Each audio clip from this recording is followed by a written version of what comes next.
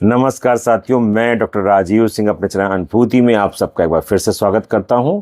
और साथियों, अगर आज मैं आपसे ये कहूं कि आप पशु का गोबर देखकर ये अंदाज लगा सकते हो कि इसको रेड वाटर यानी बब्बीसियोसिस है, कि इसको थिलेरिया है, या इसको सरे यानी ट्रिपैनोसोमियासिस है, तो आप कहोगे अरे गोबर से हम कैसे पता लगाएंगे कि भाई ये हमारे पशु को इस तरह का कोई प्रोटोजोअल संक्रमण है। तो आइए जानते हैं इसके बारे में।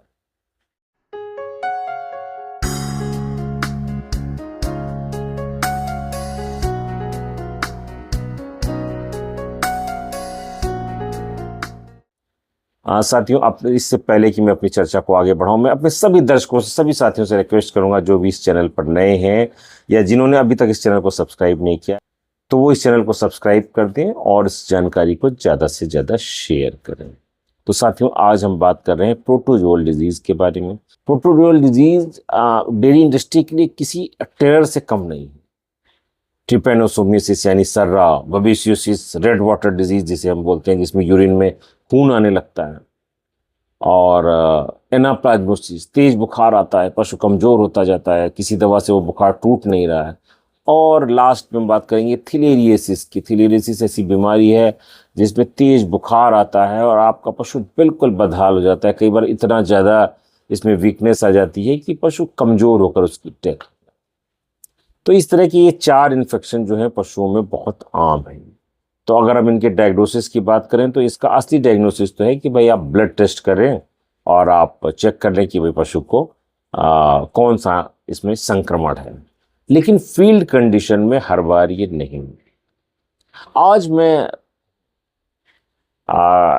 अपने एक पैरावेट के साथ एक फील्ड में गया हुआ था, तो वहाँ पर उसने मुझसे कहा कि सर कोई ऐसा तरीका नहीं है कि जिससे हम कुछ अंदाज लगा लेंगे क्या कहीं इस पशु को थिलेरिया है या बबेसिया है या ट्रिपैनोसोमा है।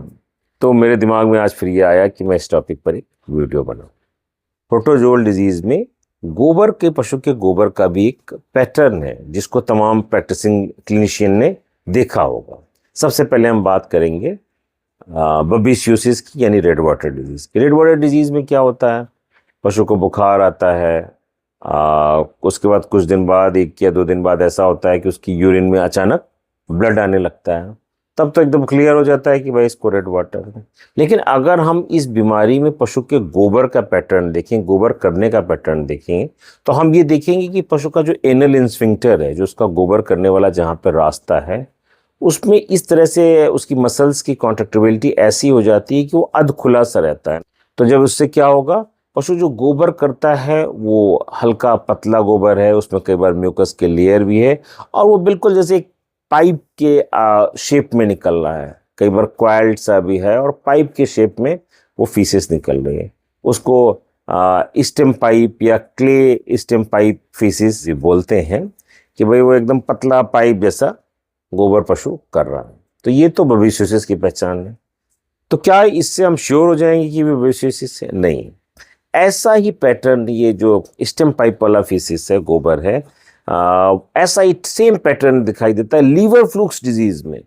अगर आपके पशु को फैसिलोसिस है, लीवर फ्लूक डिजीज है, तो वहां पर भी गोबर करने का यही पैटर्न देखने में आता है।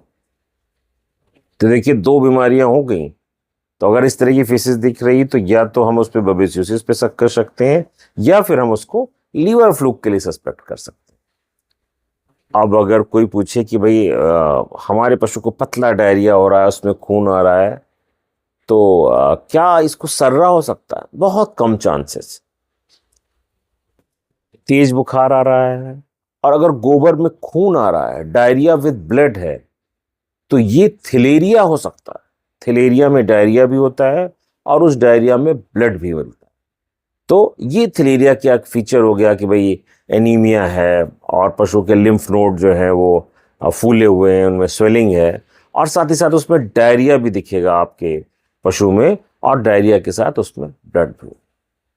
ये पिक्चर जो मैंने आपको दिखाई वो काफ़ी हद तक बता रही है कि थिलेरिया में गोबर का पैटर्न कैसा होता है। अब बात करें ट्रिपैनोसोमियासिस में, तो ट्रिपैनोसोमियासिस में शुरुआती दिन छोड़ दिए जाए तो पशु को डायरिया नहीं होता।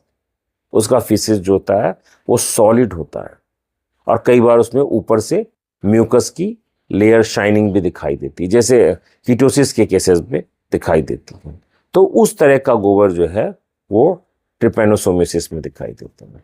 तो अब मैंने आपको ये 3 जो मेन बीमारियां बताई जो पशुओं में प्रोटोजोल डिजीज हैं, जिसमें आप तमाम और लक्षण तो देखेंगे ही देखेंगे। फीवर है कि फीवर का कौन सा पैटर्न है, कब चढ़ रहा है, कब उतर रहा है, लिम्फ नोड कैसे हैं। लेकिन अगर साथ ही साथ आप पशु का गोबर भी देखेंगे, गोबर करने का पैटर्न देखेंगे, तो एक बहुत बड़ी हेल्प मिल जाएगी आपको कि इसको कौन सी प्रोटोजोल डिजीज है। तो साथियों, आज के लिए मेरी जानकारी इतनी ही थी। अपने अगले वीडियो में फिर किसी नई जानकारी के साथ मैं मिलूंगा। तब तक के लिए मुझे इजाजत दीजिए। धन्यवाद।